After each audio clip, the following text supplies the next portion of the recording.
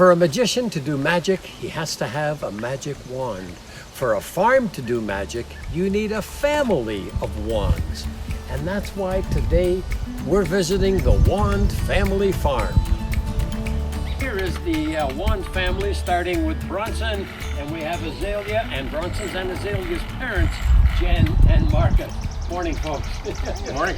And Marcus, why don't you tell us a little bit about your operation here? So just a quick rundown is that we do mostly sheep and cattle, but we also have pork, turkeys and chickens as well. But like our sheep operation's been the mainstay of the farm for quite a number of years now, and that's where we derive most of our income from as a full-time farm business. And so yeah, we're always busy with lots of things on the go. Wow, that's amazing. And must keep you very busy if you've got beef, pork, chickens, sheep. Oh yeah. I mean, you've got everything going here, and children. yeah, we've got all those things going, and so you can see here in the background that we're working on a farm stand store right now, and it's never ending here on the farm with the work and daily chores projects. So it's a busy time for sure. Excellent. Now, Marcus, most people think that sheep farmers get into the business for the wool it produces, but that's actually secondary, right? For us, it is for sure. There's some farmers that do have sheep wool breeds, and they might produce wool just for that purpose. But in our case, in a lot of cases in Ontario, we have sheep to produce lamb, producing meat. Right. And Jen, you prepare a lot of the meat, I understand. Is that correct? Or I organize orders. you organize the Yes. orders, right? Yeah. And so I guess you send the meat out for it to get all processed, etc. Yes. Yeah. Yeah. So we send lambs to processing. We send some lambs to live auction markets in Ontario, or direct to slaughter as well. But the ones that we do here at home, like we send them off to the abattoir. They are provincially inspected facilities, and when we get that meat back, then Jen takes care of the meat side of the business and runs that. And it's all GMO free, I understand. Yeah, so what we do here, we're not certified organic, but we raise our animals naturally. So we feed our animals, especially the pork, chicken and turkey, they all get non-GMO certified feed. It's a bit harder to do with our cattle and the sheep with the scale that we're at. Sure. In terms of cost and just the sourcing that amount. But yeah, a good portion of what we produce is non-GMO. Now we are really out in the field, coming up on all the sheep on the Wand Family Farm. And here we are out in the pasture. Marcus, now are these sheep ready to be shorn, or? So what we do in the spring is we used to shear in the spring, end of April or early May, but we did have too much trouble with poor weather and the sheep getting cold and having issues that way. So now we tend to shear our sheep in July.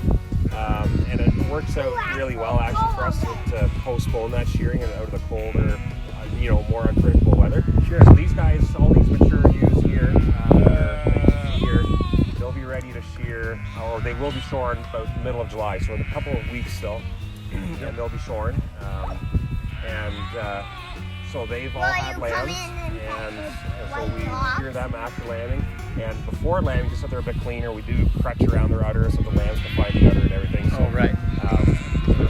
I guess you could always say that they're partially shorn, or all the important bits are shorn. The important bits are shorn, the rest is going to be done soon, I guess. Yeah.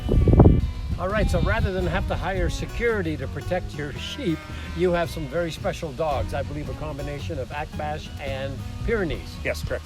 Yeah, so in this group right here, there's 6 guardian dogs, livestock guardian dogs. There's 5 females and a male in here right now. And yeah, so they're with the sheep. They're with the sheep 24 hours a day, 7 days a week. And winter, summer, rain or shine, they're with the sheep and protect them from any predators that we might have. Right. And you also breed these dogs, and you sell the pups, I believe. Yeah. So the odd time we'll usually we try to have one litter once a year, and that's either to replace some of our dogs because they do get older, and we do have to replace them.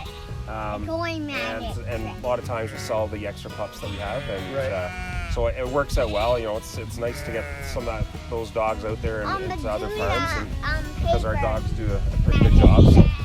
Good.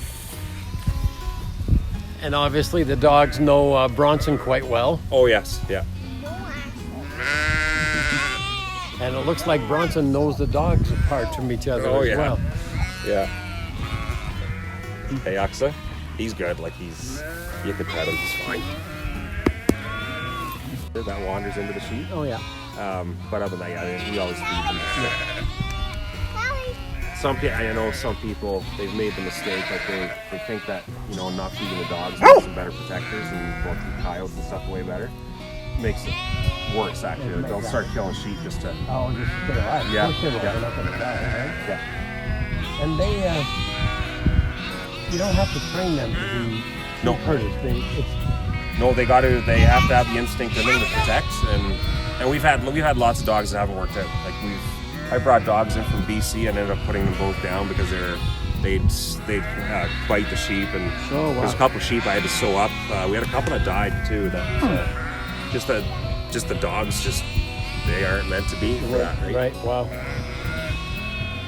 But these guys here that we've got, they're really good at protecting the sheep. Axel's the worst for wandering and hopping. Like he'll jump in between these strands of electric fence. Like that's how he's a crafty little bugger. He's a young, like he's only a year and a bit now. And which one's Axel? So Axel's this guy here on the right with the heavy chain on the yeah. collar. Yeah, him and his sister Annie. She's I don't know where she is. She usually hangs back a bit, but they had a bear pinned up in a tree last summer.